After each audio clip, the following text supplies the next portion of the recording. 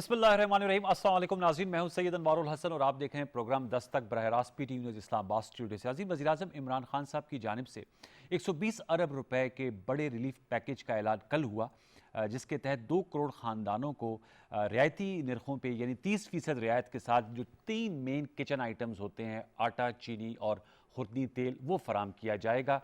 और इससे 13 करोड़ जो हमारे नफूस हैं वो मुस्तफ़ीद होंगे।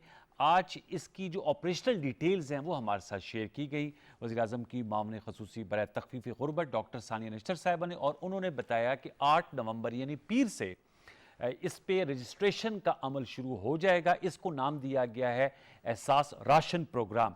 इसके तहत जो पहले से उन्होंने बताया एहसास के डाटा के तहत घरानों का इंतखाब किया गया था, इंदराज किया गया था, एक तो वो इंटाइटल होंगे, फिर इसके साथ साथ 31,000 रुपये माहाना जिनसे कम जिनकी आमदनी होगी सरकारी मुलाजमीन, और जो हमारा बाहर काम करने वाला मेहनत का तबका है वो भी इसमें शामिल हो सकता है। उसके लिए क्या करना होगा, शिनाख्ती कार्ड पे का जो आपका नंबर है वो मोबाइल पे आपने देना होगा, और जो एक ऐप दिया जाएगा उस पे आपने वो नंबर का इंदराज करना होगा। जो तस्दीकी कोड आपको मिलेगा उसके एवज किसी भी करियाना स्टोर या यूटिलिटी स्टोर से आपको आटा, चीनी और खाने का जो तेल होता है पकाने का, खुर्दी तेल, वो 30% रियायत के साथ मिलेगा। 6 माह के लिए फैसिलिटी होगी।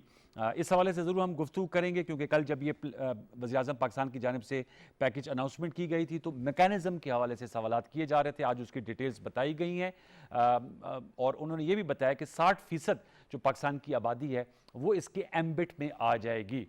दूसरी जानिब जो हिज़्ब इख्तिलाफ है, अपोजिशन है, उन्होंने इसको काफ़ी हद पे तनकीद ठहराया हुआ है और इसको यकसरत मुस्तरद कर दिया है। एक तो आज की नशिस्त में हम इसके मैकेनिज़्म के पहलुओं को जांचेंगे, और दूसरा ज़रा इन्फोर्समेंट मैकेनिज़्म पे मैं ज़रूर समझना और जानना चाहूँगा, क्योंकि मीडिया में ये साथ में खबरें आ रही हैं, बल्कि हमें भी जानने और मिलने वालों ने बताया कि जैसे प्राइम मिनिस्टर साहब का पैकेज अनाउंस हुआ है वहीं चीनी की कीमत में इजाफा कर दिया गया है। ये क्या, इसकी वजह क्या है? ये एक कार्टलाइजेशन है। इस कार्टल्स को कैसे रोका जा सकता है जो कि जो गुडविल जनरेट होती है उसको ख़त्म करने या उसको ज़ाहिल करने के लिए मुतहरक हो जाते हैं? 3 शख्सियत आज हमारे साथ शरीक गुफ्तगू का तौर में आपसे करा दे, तो हमें ज्वाइन कर रहे हैं अमजद अली खान नियाजी साहब। आप पाकिस्तान तहरीक इंसाफ के मेंबर कौमी असम्बली हैं और कौमी असम्बली की कायमा कमेटी बराए फाइनेंस के आप मेंबर हैं।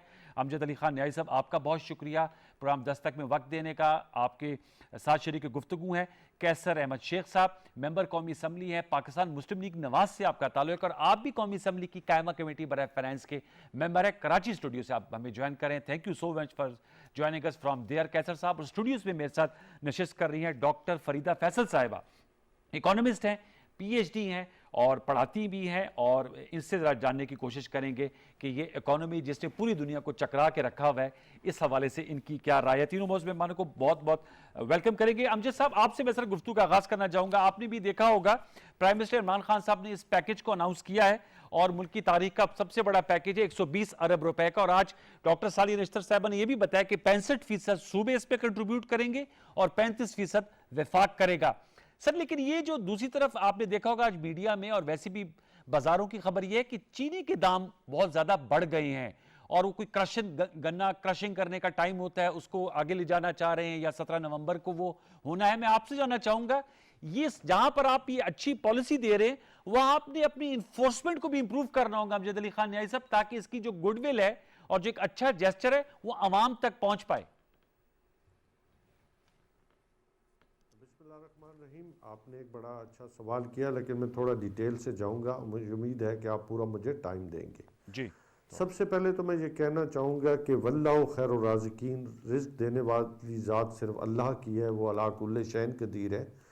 देखिए, हज़रत सुलेमान अलैहिस्सलाम कुरान के वाक़यात जो हमें बताते हैं कि वो जब खाना देने पे कि मैं अल्लाह की मखलूक को खाना देना चाहता हूँ, तो वो एक वक्त का खाना क्या, एक लुक़मा भी किसी मछली को नहीं खिला सके थे। लेकिन जो गवर्नमेंटें होती हैं, जो स्टेट होती है, वो एक माँ के जैसी होती है, वो कोशिश करती है, और उसी कोशिश के नतीजे में आपने देखा होगा कि पहली मैं समझता हूँ कि गवर्नमेंट है जिसने इतने बड़े पैमाने पे फलाही काम स्टार्ट किए हैं। कोरोना के वाक़यात के अंदर جب مشکل ٹائم تھا تو پاکستان تحریک انصاف اور جناب عمران خان صاحب نے وہ طبقے جو بہت مشکل میں چلے جانے تھے ان کی مشکلات اور پھر تاجر طبقے کی مشکلات کو دیکھتے ہوئے ایک 1200 ارب روپے کا پیکج دیا۔ ابھی آپ کے علم میں ہے کہ اور تمام میڈیا بھی جانتا ہے کہ جو اہل معیشت کے لوگ ہیں وہ بھی جانتے ہیں کہ پوری دنیا کے اندر ایک ریسیشن ہے، انفلیشن بھی ہے ساتھ ساتھ، کہ وہ یہ دونوں چیزیں مل کے جو ہے وہ حکومتوں اور عوام کے لیے ایک مشکلات پیدا کر رہی ہے۔ اس میں پھر کارٹلز کا بھی بڑا ہاتھ ہے کہ جس کے پاس پیسے ہیں وہ چیزیں اپنے پاس رکھ رہا ہے اور دوسرے ممالک کو اپنے من مرضی کے دام دے رہا ہے۔ جیسے آپ دیکھیں کہ ایک وقت میں آپ یہ ہمارے جو باہر سے سامان آتا ہے اور جس شپنگ کے ذریعے آتا ہے کہ ایک جو کنٹینر کا کرایہ جو 1200 ڈالر پہ تھا ابھی 12,000 ڈالر پہ چلا گیا ہے، تو اس کے بھی ہم پہ اثرات ہیں۔ کچھ آئل پرائسز ہیں، پام آئل ہے، یہ ساری چیزیں مل کے ایک تو وہ چیزیں، چونکہ پاکستان بیسیکلی جو ہے اس کو ایک ایکسپورٹر ہونا چاہیے تھا، بدقسمتی سے کہ ہماری جو پچھلی گورنمنٹیں ہیں اس کو امپورٹر بنا دیا، جس کی وجہ سے آج ہم مشکلات میں ہیں۔ ہاں کچھ چیزیں ہیں جو پاکستان کے اندر جیسا کہ پیدا ہوتی ہیں، اس میں اگر گورنمنٹ کوشش کریے، جیسے آپ ویجیٹیبلز ہیں وہ مناسب دام پہ ہیں، آٹا جو ہے وہ ابھی بھی بہت مناسب دام پہ ہے، لیکن ان تمام باوجود کوشش کہ ہم سمجھتے تھے کہ ہم عوام کو کتنا اور بڑا ریلیف دے سکتے ہیں، تو ایک سوچا گیا کہ ایک ڈائریکٹ جو ہے پیکج دیا جائے 120 ارب روپے کا، وہ ٹارگیٹڈ ہو، اس طبقے کو ملے۔ اور پھر جو ہے پہلے جو ہمارا کئی لوگوں کے تحفظات بھی تھے کہ جی ریٹیلٹی سٹور جو ہے وہ اس طرح پرفارم نہیں کرتے، تو ہم نے پھر ایک ایسا کہ میکنزم بنانے جا رہے کہ عام دکاندار جو رجسٹرڈ ہوں گے، عام گلی محلے کے دکاندار رجسٹرڈ ہوں گے، ان کے ذریعے جو ہے وہ ڈائریکٹ سبسڈی 3 چیزوں پہ جائیں گی، دال پہ ہوگا، وہ اپنا گھی پہ ہوگا اور آٹے پہ ہوگا۔ اور پھر تیسرا جو تھا کہ 266 ارب روپے کا جو احساس پروگرام ہے وہ اسی طرح چلتا رہے گا، ساتھ ساتھ احساس کفالت پروگرام بھی ہے، ہیلتھ کارڈ بھی ہے، راشن کارڈ بھی ہے، اور پھر کسان کارڈ بھی ہے۔ یہ ایک بہت بڑا ریلیف جو ہے وہ کوشش کی جائے۔ دیکھیں انسان کوشش کرتا ہے، کوشش کی ہے، وہی واللہ خیر الرازقین ہے۔ نیائی صاحب آپ صحیح کہہ رہے ہیں، بہت اچھی کوشش ہے۔ سوال میرا تھا کہ اس کے ساتھ اس کی انفورسمنٹ کو ایڈمنسٹریٹیولی کیسے امپروو کرنا ہوگا؟ جیسے میں نے کہا کہ یہ ایک اچھا اعلان آیا، آٹا، دالوں اور گھی پر چینی کو اٹھا دیا اچانک انہوں نے مصنوعی طور پہ قیمت کو چینی کی۔ بالکل اس میں کوئی شک نہیں ہے جی، کارٹل اپنا پورا کردار ادا کر رہے ہیں اور گورنمنٹ جو ہے وہ اس کے اوپر بہت فوکس کیے ہوئے بھی ہے، اس کے باوجود بھی وہ بڑھ جاتی ہے، پھر ان کو جو ہے وہ واپس لایا جاتا ہے۔ مافیا اپنا دیکھیں، مافیا جو ہے پچھلے لاسٹ 72 ایئرز میں اتنا بڑھ گیا کہ ہمارا نظام جو ہے وہ گل سڑ گیا۔ یہ عمران خان ہی ہے جو اس گلے سڑے نظام کے اندر جو ہے وہ کیسر صاحب کو بھی شامل گفتگو کرتے سر آپ کی اجازت سے، ہم اپنے سسٹم کو بہتر کر لیں، سسٹم کو بہتر کر رہے ہیں۔ میں کیسر صاحب آپ کو بھی سر شامل گفتگو کرنا چاہوں گا۔ بتائیے گا کیسر شیخ صاحب، آپ ماشاءاللہ بہت ایک طویل عرصے سے آپ کا خاندان تجارت میں ہے اور چیمبرز آف کامرس کی صدارت بھی کی کر چکے ہیں، آپ بھی، آپ کے فرزند بھی۔ یہ سر انفورسمنٹ میکانزم کو کیسے امپروو کیا جائے، اور آپ کے کیا تھاٹس ہیں ٹارگیٹڈ ڈائریکٹ سبسڈی جو پرائم منسٹر عمران خان صاحب نے دینے کا اعلان کیا ہے آٹا، دالوں پہ اور خوردنی تیل پہ؟ کیسر شیخ صاحب۔ بسم اللہ الرحمن الرحیم۔ انوار الحسن، آپ نے بہت ہی اہم ٹاپک پہ آج گفتگو شروع کی ہے۔ یہ پرائم منسٹر صاحب کا جو اناؤنسمنٹ ہے، دیکھیے کوئی بھی اناؤنسمنٹ جو کہ عام لوگوں کو بینیفٹ دے، جو غریب کے لیے ہو، جس کو کوئی نہ کوئی سبسڈی دی جائے، وہ آج کے دور میں جب مہنگائی انتہائی زیادہ ہو چکی ہے بہت بہتر پروگرام ہے، ایسا ہی ہونا چاہیے تھا۔ لیکن جیسے آپ خود کہہ رہے ہیں، میں آپ کو بتاؤں یہ کل پروگرام ہے 120 ارب روپے کا، اور 13 کروڑ لوگ خود کہا گیا کہ وہ مستفید ہوں گے۔ اگر آپ 120 ارب کو 13 کروڑ پہ تقسیم کر دیں تو 900 روپے فی کس بنتا ہے، اور 6 مہینے کے لیے یہ پروگرام ہے، تو ایک مہینے کے لیے 150 روپے فی کس کا پروگرام ہے۔ یہ خود حکومت کی فگر ہے، اور میں آپ کو یہ بتاؤں کہ یہ پورا پاس آن نہیں ہوگا، اس میں ایڈمنسٹریشن چارجز اتنے لگیں گے، اتنی کرپشن ہوگی، وہ روک آپ نہیں سکتے، کوئی بھی حکومت ہو نا، اتنا آسان نہیں ہے ہمارے ملک میں، تو بہت انتہائی پیسہ ضائع ہوگا۔ اس سے بہتر تھا मैं आपको बताऊं, डॉक्टर महबूब अल हक साहब एक पाकिस्तान के रिनाउंड इकोनॉमिस्ट थे। 1987 में 87 में मैं चैम्बर का प्रेसिडेंट बना, उन्हीं दिनों वो फाइनेंस मिनिस्टर थे। उन्होंने एक इंडेक्सेशन स्कीम बनाई कि जितनी भी महंगाई होगी उतना ही हम तनख्वाहें बढ़ा देंगे। तमाम सरकारी मुलाजमीन उस स्कीम को आज भी उसको अप्रिशिएट करते हैं और सराहते हैं कि ऐसी बेहतरीन स्कीम थी। देखिए मैं आपको बताऊं, बेहतरीन तरीका था जिसमें बहुत कम ज़िया होता। यही 120 अरब रुपए, अगर 25%, मैंने एक कैलकुलेशन की है, अगर 40,000 रुपए तक की तनख्वाह वाले का, चाहे वो सरकारी हो कोई भी हो, उसकी अगर और प्राइवेट वाले को भी कहा जाए, हुकूमत कहे कि 25% तनख्वाह बढ़ा दो, तो वो ज़्यादा 200 अरब रुपए बनता है। इसमें जो छोटी तनख्वाह यानी मिनिमम सैलरी 30,000 होनी चाहिए। देखिए सिंध गवर्नमेंट ने भी 25,000 किया। हालांकि ये बात बिजनेस के मुखालिफ है।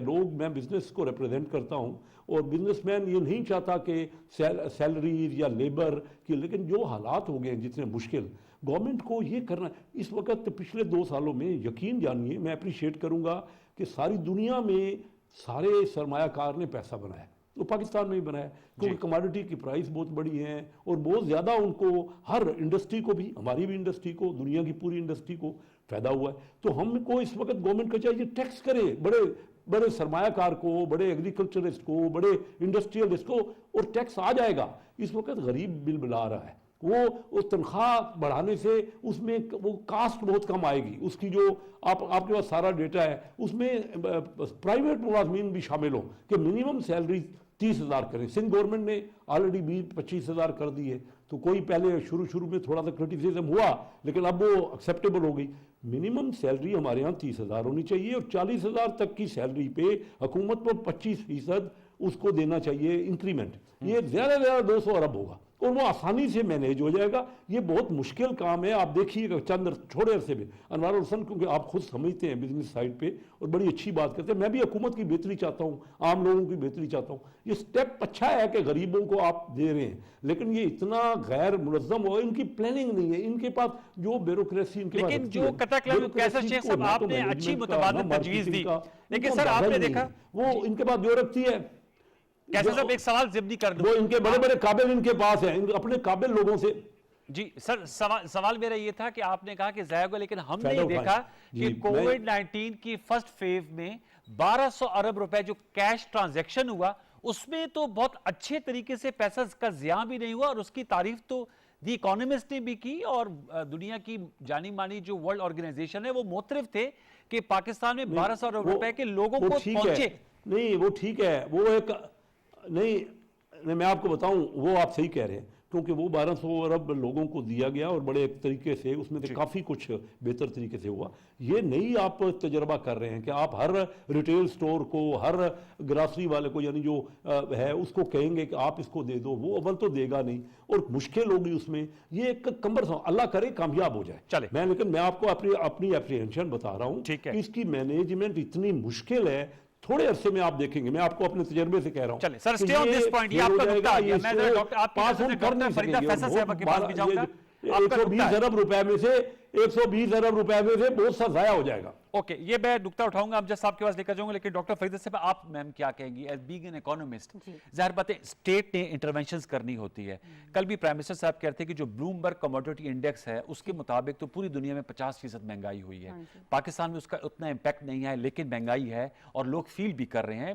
मतलब जो प्राइम मिनिस्टर साहब अक्सर अपनी तकरीर में कहते हैं और एक आम आदमी से पूछे, वो कहते हैं हमारा सबसे बड़ा इशू महंगाई है। आप क्या समझती हैं, जो दो तजवीज़ कैसर शेख साहब ने भी दी कि अगर तनख्वाहें बढ़ा दें तो आपकी इनकम बढ़ जाएगी, तो कवर कर जाएगा? Your take? My take is जी कि देखें, बात ये, पहले तो महंगाई की बात करते हैं हम। हो सकता है कि महंगाई की शरह दूसरे ममालिक के अंदर जो है इससे ज़्यादा बढ़ी हो, और बढ़ी भी है। कई ममालिक ऐसे हैं, बल्कि तरक्की याफ्ता ममालिक भी हैं जहाँ बड़ी तेज़ी से महंगाई बढ़ी है। एग्जैक्टली, आप ये देखें, ये सप्लाई चेन डिस्ट्रप्शंस हैं और ये 100 साल में एक दफ़ा इवेंट आता है कोविड जैसा, ठीक है, उसके लिए कोई भी तैयार नहीं होता। तो ये एक पैच है जो कि सारे ममालिक ने गुजारना है। मसला ये है कि पाकिस्तान में क्योंकि आपकी पर कैपिटा इनकम कम है, تو اس لیے اس کا جو اثر ہوتا ہے وہ زیادہ محسوس کیا جاتا ہے، اور اسی لیے ضروری یہ ہے کہ جو آپ کا غریب طبقہ ہے اس کو آپ سطح غربت سے نیچے نہ جانے دیں۔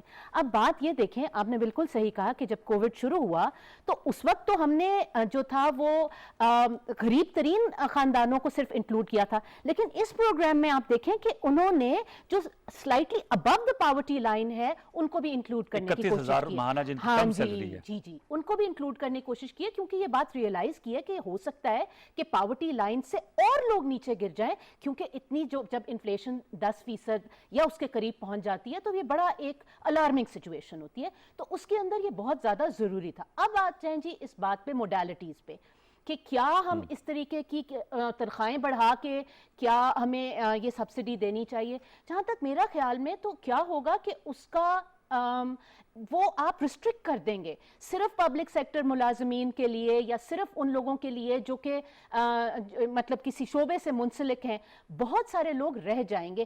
بیسٹ چیز جو اس میں سب سے اچھی بات ہے، میں آپ کو دونوں سائڈز بتا دیتی ہوں، میرے حساب سے جو سب سے اس میں بہترین بات ہے وہ یہ کہ جو ڈیٹا کلیکٹ کیا گیا ہے احساس پروگرام کا وہ بہت زیادہ ایکوریٹ ہے۔ سوال یہ ہے کہ صرف 3 اشیاء کے اوپر کیوں جو ہے سبسڈی چینی پہ کیوں نہیں دی گئی؟ چینی پہ کیوں نہیں دی گئی؟ وہ بڑی سائنٹیفکلی کیلکولیٹڈ ہے کہ جی یہ جو غریب ترین خاندان ہے وہ کیا چیز کنزیوم کرتے ہیں۔ چینی تو بہت کھاتے ہیں لوگ، تو کہتے ہیں چائے میٹھے کے طور پہ پیتے ہیں، لیکن جو ان کی کیلورک ریکوائرمنٹ ہے نا، جو کھانے کی ریکوائرمنٹ ہے جس کے اوپر سب سے زیادہ خرچہ ہوتا ہے وہ یہی 3 آئٹمز ہیں: آٹا، دالیں اور گھی۔ ٹھیک ہے، تو یہ سائنٹیفکلی ڈیٹرمن کیا گیا ہے، اس کے ساتھ تو میں بالکل ایگری کرتی ہوں۔ اور دوسری چیز، ہاں یہ ایک نیا طریقہ ہے جو کہ اگر آپ کی چیز ہوپ فلی کامیاب ہو جائے گی، اور گیون دا فیکٹ کہ یہ احساس پروگرام کے تھرو ہو رہا ہے جس کے بڑے اچھا جنہوں نے اپنے آپ کو پروو کیا ہے، وی ول ویٹ اینڈ سی کہ ایکچولی اس کا ہوتا کیا ہے، تو چانسز آر کہ یہ چیز کامیاب ہو جائے گی، اور اگر ہو گئی تو اس کا مطلب کیا ہوگا کہ صرف سطح غربت سے نیچے نہیں، ہم آدھی سے زیادہ عوام کا ڈیٹا ہمارے پاس موجود ہوگا، اور اس کے بعد یہ پہلا پروگرام ہوگا فردر ٹارگیٹڈ سبسڈیز بھی دی جا سکیں گی۔ آئی تھنک اس طرح کی ایکسپیریمنٹیشن کی ضرورت بھی ہے، اور اگر پہلے فیز میں تھوڑا بہت چیز اوپر نیچے بھی ہوتی ہے تو اٹس ورتھ اٹ کہ آپ کے پاس ایک اس قسم کا بالکل out of the box solution آ جائے۔ دیکھیں باقی ساری چیزیں ایکسپیریمنٹ کی جا چکی ہیں پہلے، and this is some thing new. How ever ایک اور جو کیویٹ یہاں پہ ضروری وہ یہ کہ چینی کا مہنگا ہونا اور کارٹیلز کا اس طریقے سے بالکل بے لگام ہو جانا، دیٹ از اگلے ہی دن وہ چیز اس کو پروگرام کے ساتھ مکس اپ نہیں کرنا چاہیے، اس کو کنٹرول کرنا، اور وہاں پہ انفورسمنٹ از سم تھنگ ایلس جو کہ ہوگی پروونشل لیول پہ، اور جس کا کہ حکومت نے اٹ ہیز ٹو انشور کہ اگر 90 روپے ریٹ فکس کیا گیا ہے تو جو یہ نہیں دے رہا وہ کرمنل ہے، پکڑیں اس کو۔ دیٹس ویری امپورٹنٹ بھائی۔ امجد صاحب دونوں سر حصوں کا جواب دیجیے گا۔ ایک تو کیسر شیخ صاحب آپ کے قومی اسمبلی میں کولیگ بھی ہیں اور اسٹینڈنگ کمیٹی میں بھی آپ لوگ کولیگز ہیں، انہوں نے کہا اگر تنخواہیں بڑھا دیتے تو یہ پروسیس اتنا کمبرسم نہ ہوتا، اور کریانہ سٹور والا ہر کریانہ سٹور والا دے گا یا تصدیقی کوڈ پہلے وہ دیکھے گا، تو یہ ذرا پیچیدگیاں اس پہ حائل ہیں۔ اور دوسری بات جو بہت اچھی کی ڈاکٹر فریدہ صاحبہ نے کہ جو 90 روپے فی کلو چینی سے زیادہ دے رہا ہے، بتایا جا رہا ہے پشاور میں کریم پورہ میں تو 150 روپے کلو مل رہی ہے، ان کے خلاف زبردست قسم کی کارروائی نہیں ہونی چاہیے؟ ان کو اندر کیا جانا چاہیے کہ وہ لوگوں کو لوٹ رہے ہیں؟ پہلی بات تو یہ ہے کہ جو دیہاڑی دار طبقہ ہے کو ہر بندہ جو ہے وہ جاب تو نہیں کرتا، ریڑھی والا ہے، چھوٹا غریب ہے، جو عام مزدور ہے، تو ہم نے سب کو لے کے چلنا تھا۔ تو آپ کے علم میں ہے کہ احساس پروگرام کے ذریعے جو ایک پراپر میپنگ کی گئی ہے، ڈیٹا کلیکٹ کیا گیا ہے، اس ڈیٹا کی بنیاد پہ جو ہے وہ ان سب کو جو ہے راشن کارڈ ملیں گے احساس پروگرام کے نیچے۔ پھر اس کو پراپرلی جو ہے مانیٹر کیا جائے گا تھرو لوکل ایڈمنسٹریشن کے ذریعے، پروونشل گورنمنٹس کے ذریعے، وفاق ان کو پورا طریقے کے ساتھ مانیٹر کرے گا۔ بالکل دوسرا میم نے جس طرف اشارہ کیا ہے کہ جو کارٹلز ہیں وہ اوپر سے لے کے نیچے تک ہیں، ان کو توڑنے کے لیے بہت سخت اقدامات کی ضرورت ہے، جس پہ چیف سیکرٹریز کے ساتھ جناب پرائم منسٹر صاحب کی، عمران خان صاحب کی، چیف منسٹر صاحبان کے ساتھ پھر ایک بڑی طویل سیٹنگز ہوئی ہیں، سب اور نتائج ان کو نکل رہے ہیں؟ بالکل میں سمجھتا ہوں کہ جیل جانا چاہیے ہے، کیونکہ اس مشکل میں بھی وہ غریب کا خون اگر چوسنے پہ تیار ہیں تو وہ انسانیت کے درجے سے بھی نیچے چلے گئے ہیں۔ وہ اس لحاظ سے کہ دیکھیں جب بحیثیت مسلمان اور بحیثیت انسان، یہ دو چیزیں ہم پہ جو فرض کرتی ہیں وہ ہے مساوات، وہ ہے حقوق العباد۔ تو حقوق اللہ تو اللہ کے ہیں نا جی، وہ تو معاف کرے گا اللہ، لیکن بندوں کے حقوق تو ہم نے پورے کرنے ہیں نا بحیثیت انسان۔ اگر ہم اس مشکل میں جب دوسرا ہمارا بھائی ہے، سب سے پہلے دیکھیں وہ بھائی ہے، مسلمان ہے، انسان ہے، پھر اگر وہ مشکل میں ہے اور ہمیں احساس ہی نہیں ہے ہم اس کا جتنا کہ جی ہم اس کا خون چوس لیں مشکل سے مشکل وقت میں اور اسے مشکل میں ڈالیں، تو پھر یہ انسانیت کے بالکل نچلے درجے تک وہ یہ بندہ تو نیائی صاحب آپ چلا کی بات جا سے رہا میں ہے، تو وہ بالکل متفق ہوں۔ میں سمجھتا ہوں کسی روح رعایت کا مستحق ہی نہیں ہے۔ سر وہ تو میں آپ سے بالکل متفق ہوں اور کسی رعایت کا مستحق نہیں ہے۔ سوال میں نے یہ تھا کہ پرائم منسٹر صاحب تسلسل سے کہہ رہے ہیں، ایف آئی اے کو بھی ایکشن میں لے کر آیا گیا، نتائج کیوں کر نہیں اب تک نکل پائے؟ کسی بڑے بڑے 4-5 کو پکڑے نا اندر، پھر آپ دیکھیں چینی کیسے سستی ہو جائے گی۔ یہ بھی تو دیکھیں نا کہ فرسٹ ٹائم جو ہے وہ پرائم منسٹر آفس جو ہے وہ ان کے خلاف ایکشن لے رہا ہے۔ ہمیشہ پرائم منسٹر آفیسز ان کو سپورٹ کرتے رہے اور اپنی جیبیں بھرتے رہے ہیں، باہر کی دنیا میں پیسے بناتے رہے ہیں۔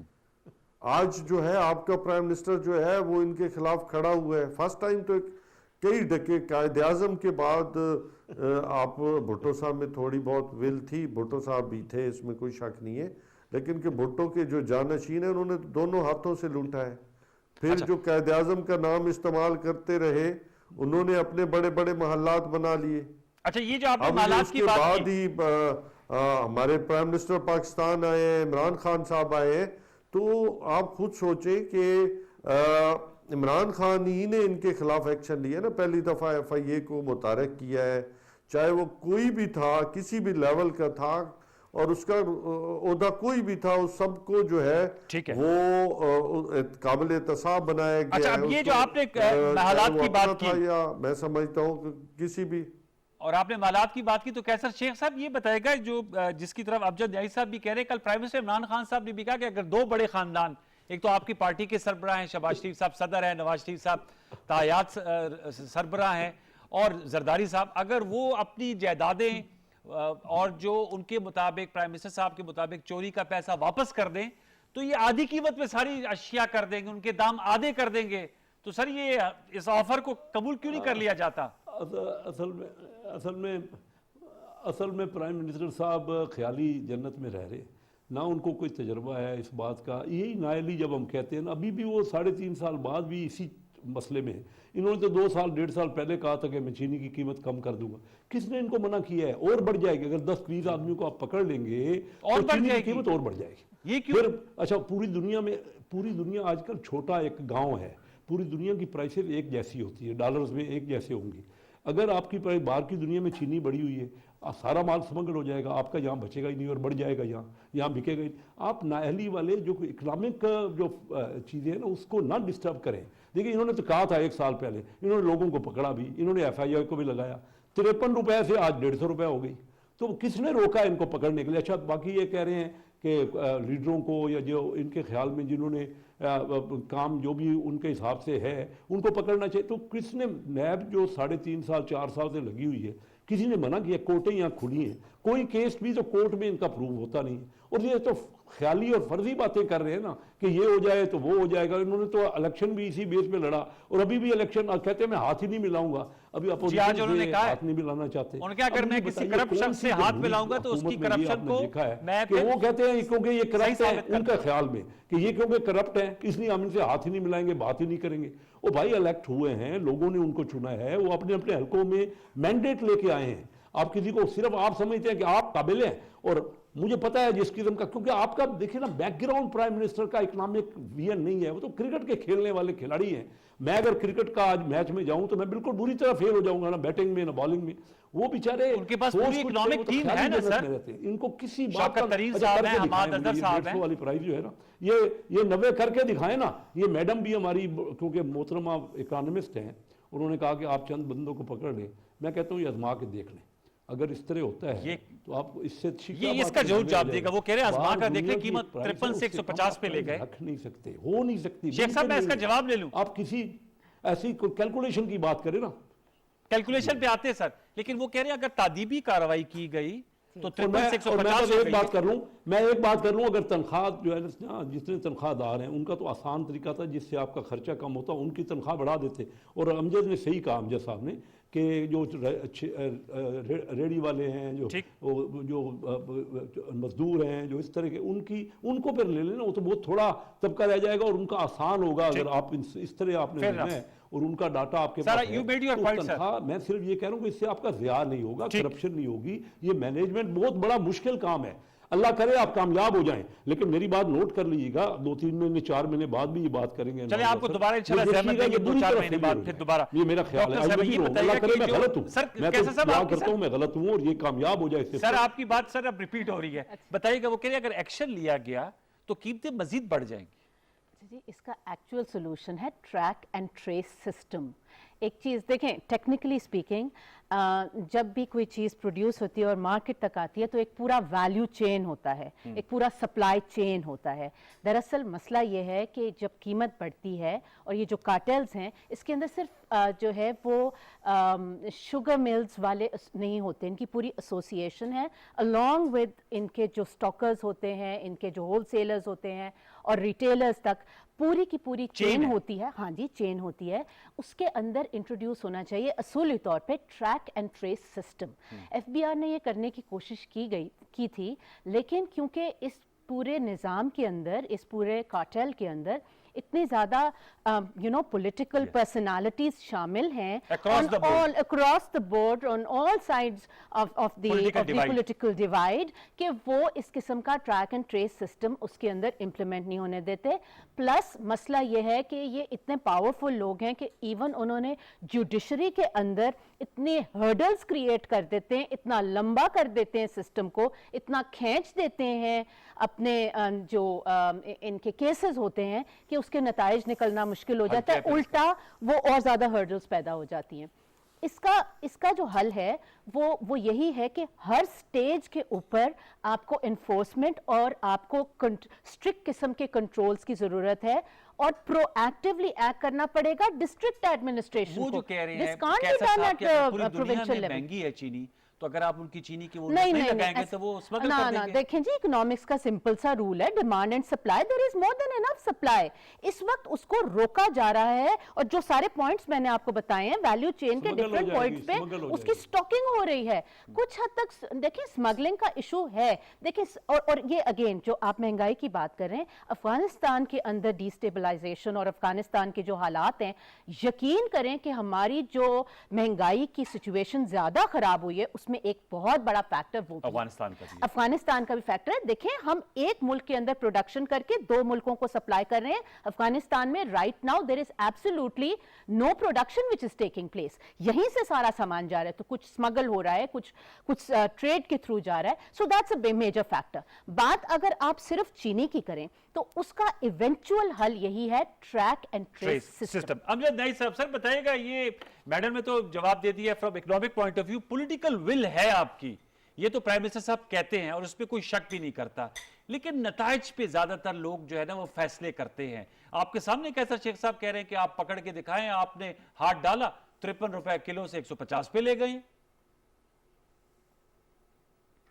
یہی صاحب کارٹل جو ہے وہ اتنے مضبوط ہو چکے تھے ان 72 ایئرز, حکومت سے بھی زیادہ, وہ گورنمنٹیں بناتے اور ختم کراتے رہے ہیں. تو آپ خود سمجھے کہ جو لوگ اتنے طاقتور ہو چکے ہیں ان کو قانون کے نیچے لے کے آنا کوئی آسان نہیں تھا. یہ پرائم منسٹر جناب عمران خان صاحب ہی ہیں جن کی ہمت ہے، حوصلہ ہے کہ وہ ان کارٹل کا پچھلے 3 سال سے مقابلہ کر رہے ہیں.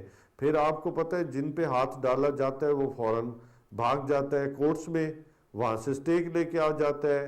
100 طریقے ہیں اس ملک میں وہ ڈھونڈ لیتے ہیں. یہ دیکھیں گورنمنٹ میں آنا ایک پہلی سیڑھی ہوتی ہے گورنمنٹ میں، اور پھر اس کے بعد جو چیزیں کو سدھارنا جو ہے ہر سٹیپ پہ آپ کے لیے ایک عجیب و غریب ہرڈلز آتی ہیں. آپ سوچ بھی نہیں سکتے. کیسر احمد شیخ صاحب خود پارلیمان کے اندر ان کا ایک طویل تجربہ ہے، خود ہے. ایک بل آتا ہے، بل کو پتہ نہیں کتنے پروسیس سے گزرنے کے بعد پھر اٹک جاتا ہے. تو یہ مراحل گزارنے پڑتے ہیں، چونکہ پھر اکثریت بھی نہیں تھی، ایک آپ کے پاس ایک میجورٹی، سول میجورٹی نہیں تھی. سینٹ میں بھی آپ کے لیے مسائل تھے. تو یہ چیزیں آپ کو ایک بہت بڑا آپ کے لیے پرابلمز کریٹ کیے ہوئے تھے. اگر آپ کے پاس جس طرح 2/3 میجارٹی ہوتی تو آپ بہت سارے قوانین جو ہے وہ بناتے تاکہ ان کارٹلز کو جو ہے ان منطقی انجام تک لے کے جاتے ہیں. ابھی بھی ہمیں بہت ساری لیجسلیشن کی ضرورت ہے، اور وہ کہتے ہیں نا کہ ابھی بہت ساری منزلیں ہیں جو پاکستان نے طے کرنی ہے، کیونکہ یہ بہت طاقتور ہو چکے تھے اور ان کے جو ہاتھ بہت لمبے تھے. لیکن انشاءاللہ تعالی وقت کے ساتھ ساتھ چونکہ اب قوم ایک راستے پہ چل پڑی ہے، اور ہمیں پوری امید ہے اپنے نوجوان نسل سے کہ وہ اس کو منطقی انجام تک لے کے جائیں گے. اللہ کی مدد سے ہم انشاءاللہ تعالی اس راستے کی طرف عمران خان جو ہے وہ لے کے جائے گا. سر ایک اور سوال، آپ نے کہا لیجسلیشن کی آپ کی ضرورت ہے، اور آپ نے صحیح کہا آپ کو سمپل میجورٹی ہے، 2/3 نہیں ہے، اس کے لیے آپ کو اپوزیشن کا کوآپریشن چاہیے. لیکن آج تو پرائم منسٹر عمران خان صاحب نے جب خطاب کرے تھے تو انہوں نے کہا کہ اگر وہ لیڈر آف دی اپوزیشن، مجھے کہا جاتا ہے میں لیڈر آف دی اپوزیشن سے ہاتھ کیوں نہیں ملاتا، میں اس لیے نہیں ملاتا کہ ان پر اربوں روپے کی کرپشن کے الزامات ہیں، اگر میں نے ہاتھ ملایا تو وہ تو ایک توثیق ہو جائے گی کہ جو انہوں نے کام کیا ہے، اور اس سے جو موریلٹی ہے اس کو دھچکا پہنچے گا. تو سر ایک طرف اگر یہ اسٹیٹڈ پوزیشن اور دوسری طرف لیجسلیشن بھی کرانی ہو تو پھر کیا as a P T I M N A آپ بتائیں گے وے فارورڈ پھر کیسے نکالا جا سکتا ہے؟ نیائی صاحب آپ نے ایک بڑا زبردست سوال کیا. دیکھیں امیر المومنین حضرت عمر جب اپنے بیٹھے تھے تو ایک بدو نے انہوں نے سوال کیا کہ اے عمر، یہ آپ نے جو اپنا چگا ہے یہ آپ نے کیسے پہن لیا؟ آپ تو آپ کے کو جو مال غنیمت سے ملا تھا یا آپ کی جو استطاعت تھی تو وہ تو ایک چگے سے، مطلب اس میں آپ کا جو چگا تھا وہ پورا نہیں ہونا تھا. تو فرمایا کہ اس کے جو باقی ماندہ کپڑا تھا جو میرے بیٹے کے حصے میں آیا تھا اس نے مجھے دیا، اور بیٹے نے گواہی دی کہ میں نے اپنے والد کو دیا. دیکھیں آج جب اپوزیشن لیڈر کے دامن کے اوپر بہت سارے کوسچن مارک ہیں، جب ہم ڈیموکریسی کی بات کرتے ہیں، جب ہم ووٹ کو عزت دینے کی بات کرتے ہیں، جب ہم پارلیمنٹ کو ساورن ہونے کی بات کرتے ہیں، جب ہم کہتے ہیں کہ ہم آرٹیکل 65 کے نیچے حلف اٹھاتے ہیں کہ ہم اپنی ذاتی سوچ کو حاوی نہیں ہونے دیں گے اجتماعی سوچ کے اوپر، ہم قومی مفاد کو اہمیت دیں گے، تو پھر آپ کو اپنا وہ رویہ اختیار کرنا چاہیے جو ڈیموکریٹک ہے. ڈیموکریٹک کیا ہے؟ ڈیموکریسی کیا ہے؟ بدقسمتی سے آج آپ جب غلط ہم کس طرف چل پڑے، ایک ہوتا ہے پاپولر ڈیسیجن، ایک ہوتا ہے رائٹ ڈیسیجن. پاپولر ڈیسیجن یہ ہے آپ نے چند لوگوں کو خوش کرنے کے لیے بڑا اچھا سوال کا جواب دے دے کہ جی ہاں جی بہت اچھا ہے جی اپوزیشن لیڈر کو تو میں گلے لگاؤں گا. لیکن نہیں، اگر انہوں نے ایک رائٹ ڈیسیجن کیا ہے کہ ان کے دامن پہ ایک الزامات ہیں، اور بحیثیت مجھے پرائم منسٹر آف پاکستان، چونکہ وہ chief executive of the federation ہے، تو وہ اگر ایک اس بیسیکلی دیکھا جائے، کیونکہ پولیٹکس کا مطلب ہے کہ آپ نے ڈی میرٹس کے خلاف جد و جہد کرنی ہے، یہ آپ کی فلسفی ہے، برائیوں کے خلاف جد و جہد کرنی ہے جو معاشرے میں پنپ رہی ہیں. تو میں سمجھتا ہوں کہ عمران خان نے کوئی انہونی بات نہیں کی، انہوں نے ایک بالکل جینون بات کی ہے. اگر آج ٹی ٹی کی جو ٹی ٹیز ہیں ان کے الزامات سے آج جو ان کی شوگر ملے ہیں، کم از کم وہی لوگوں کو اگر سستی چینی دے دیں تو میں سمجھتا ہوں کہ لوگوں کو تو بہت آج بھی ایک فائدہ ہو جائے گا. کیسر شیخ صاحب سے اس کا جواب لے لیتے ہیں، ان کے لیڈر ہیں، ان کے صدر ہے پریزیڈنٹ کے. کیسر شیخ صاحب آپ نے سوال سن لیا ہوگا، لیڈر آف دی اپوزیشن کے دامن پہ داغ ہیں، देखिए मैं अमजद साहब का बड़ा एहतराम करता हूँ, ये बड़े अच्छे तरीके से असेंबली में भी जब चेयर करते हैं तो सब मेंबर इनसे खुश होते हैं और बड़े सबको बारी सबको मौका देते हैं। देखिए मेरी बात सुनिए, इलेक्शन में जीतने से पहले फाइनेंस कमेटी में असद उमर 5 साल मेरे साथ बैठे रहे। वो कहते थे हम ये कर देंगे, ये क्या, इनको सब इन मामलात का, इन मुश्किलात का पता नहीं था। असल में इन्होंने प्लानिंग नहीं की, सोचा नहीं कि हुकूमतें कैसे चलती हैं। अब देखिए अपोजिशन में ये सब की ये बात कर रहे हैं, मैं आपको अच्छा नहीं लगता कि बंदा अपनी बात करे। मैं 97 से 99 तक 3 साल मेंबर रहा कौमी असम्बली का। पहले दिन ही मैंने कहा कि मैंने 1 रुपया तनख्वाह नहीं लेनी, मैंने कोई अलाउंस नहीं लेना, ना किराया लेना है। तो अपोजिशन में सब किस्म हर कोई होता है, अपने अपने ख्यालात हर एक के होते हैं। देखिए ना बात ये, इमरान खान साहब को कभी मैंने नहीं कहा कि वो करप्ट हैं या, तो ये हम सारा दिन हमें चोर डाकू जब कहेंगे तो कैसे अपोजिशन वाले इनके साथ बैठेंगे। हर किस्म के लोग हर पार्टी में होते हैं और सबसे जमहूरियत का तकाजा ये है कि सबसे मिल के चलना होता है। आप चेक कर लीजिए ना, किसी और मेंबर ने ऐसा किया, मैंने 3 साल ये कि हुकूमत को मेरी तनख्वाह हुकूमत में चली जाए ताकि कुछ मामलात किसी के लिए बेहतर हो सके। बात सिर्फ ये कह रहे हैं कि ये तरीका है, अगर ये सख्तियां करते रहेंगे, ये पहली बार नहीं हुआ सख्ती, ये मार्शल लॉ के दौर में भी होता रहा, दुकानदारों को पकड़ा जाता रहा या सख्तियां की गई, लेकिन उससे बल्कि और चीज़ें गायब हो जाती हैं और चीज़ें मार्केट मैकेनिज्म को आपने प्रिवेल करना होगा, आपने सप्लाई ज़्यादा बढ़ानी होगी। मैडम ने सही कहा कि प्रोडक्शन आप बढ़ाएं ना, आप चीज़ों का देखिए। अफगानिस्तान अभी हमारा पड़ोसी मुल्क है, आप रोक नहीं सकते कि अफगानिस्तान में चीज़ें नहीं जाएं। अगर डॉलर का रेट रोज आप बढ़ाते जाएंगे तो हमारे यहाँ हमारे यहाँ डॉलर में चीज़ें सस्ती होंगी ना। डॉलर कम ऊंचा रेट है तो डॉलर का रेट उनके यहाँ भी वही डॉलर के रेट में होगा, उनके यहाँ जाएगी, स्मगल हो जाएगी चीज़ें और हमारे यहाँ महंगी होनी शुरू हो जाएंगी।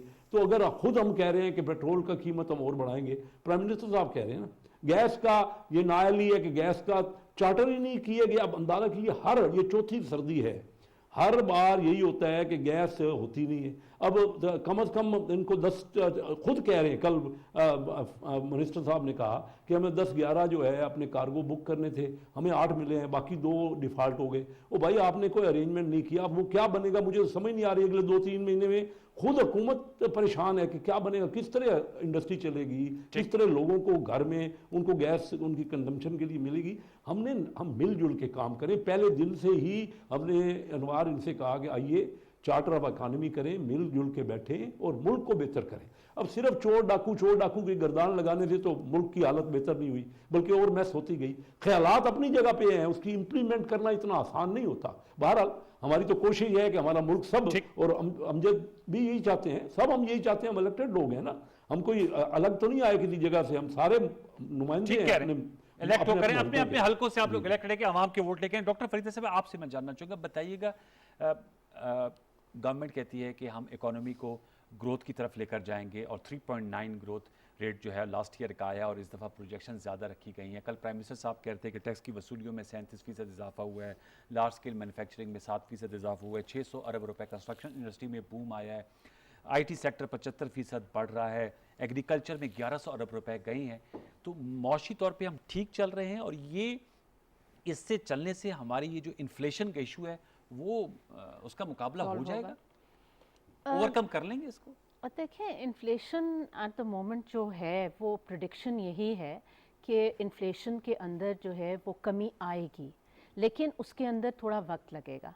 इस वक्त मेरे हिसाब से जो इन्फ्लेशन हुई है उसके इकोनॉमिक के साथ पॉलिटिकल रीजंस भी हैं, वेरी आई बिलीव, क्योंकि इस किस्म की देखिए इस वक्त जो डॉलर की प्राइस और करेंसी की प्राइस एकदम इतनी ज़्यादा उसके अंदर अपवर्ड ट्रेंड हमने देखा है फॉरेन करेंसी का, एक्सचेंज रेट, हाँ exchange rate, that can not be explained bye anything else rather than political manoeuvring मेरे हिसाब से। और उस वजह से क्योंकि डॉलर एकदम जो था वो महंगा हुआ तो आपको रिलेटिवली ये लगा कि महंगाई भी ज्यादा हो गई है, उसकी वजह से सेंटिमेंट ऑटोमेटिकली, और फिर कई दफा अनफॉर्चुनेटली जो हमारा प्राइवेट मीडिया भी है वो भी कोई इतना रिस्पॉन्सिबल रोल नहीं प्ले करता, वो उसको फर्दर जो एक सेंटिमेंट जो जा रहा था which was we were in a problem, उसको और ज्यादा एस्केलेट कर देता है मेरे हिसाब से। ये जो अगर हमारा, और आप देख रहे हैं कि डॉलर की प्राइस थोड़ी बहुत अब तो 169 पे 6 रुपए पीछे आ गया है। लेकिन जो पेट्रोल का क्या करे, प्राइम मिनिस्टर साहब ने कह दिया कि पेट्रोल को बढ़ाना पड़ेगा। एग्जैक्टली, अगर तो आपको पेट्रोल की किल्लत नहीं चाहिए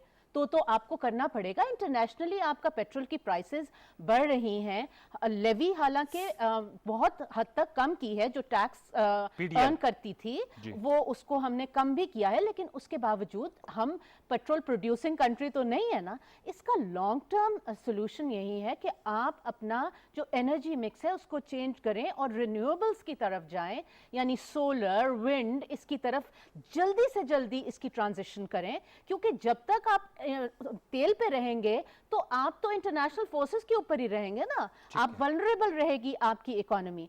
so it a lot depends कि इंटरनेशनल इकोनॉमी के क्या हालात होते हैं। होपफुली हम इस पॉलिटिकल क्राइसिस में से निकल जाएंगे जो अफगानिस्तान की सिचुएशन की वजह से क्रिएट हो रहा है। Once that is under control और थोड़ा सा ये 6 महीने का अरसा गुजार लें, ये जो 6 महीने का प्रोग्राम है आप उसी के ऊपर रिलेटेड आप आज बात भी कर रहे हैं, वो सबसे ज्यादा मुश्किल वक्त है जो कि आई कैन फोरसी।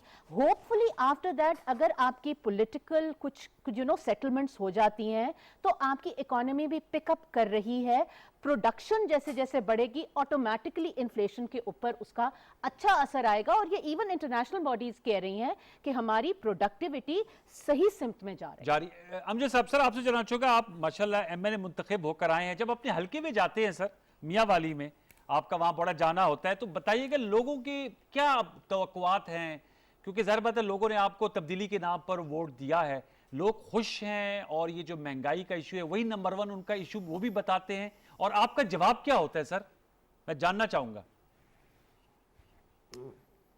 देखिए, मियाँ वाली को पिछले कई अरसे से 10 एक साल से